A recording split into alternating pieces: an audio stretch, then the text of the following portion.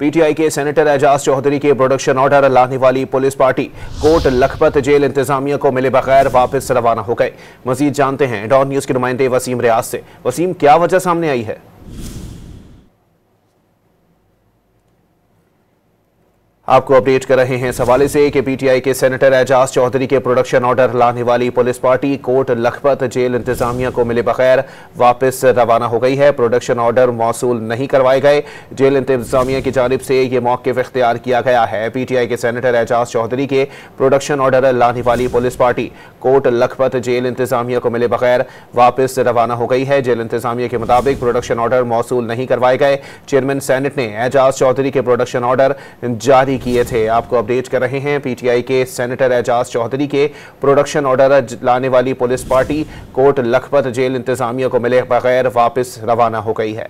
PTI के senator Ejaz Chaudhary के production order लाने वाली police party Kot Lakhpat jail इंतजामिया को मिले बगैर वापस रवाना हो गई है। जेल इंतजामिया का कहना है कि प्रोडक्शन ऑर्डर मौसूल नहीं करवाए गए। चेयरमैन सेनेट ने एजाज चौधरी के प्रोडक्शन ऑर्डर जारी कर रखे थे।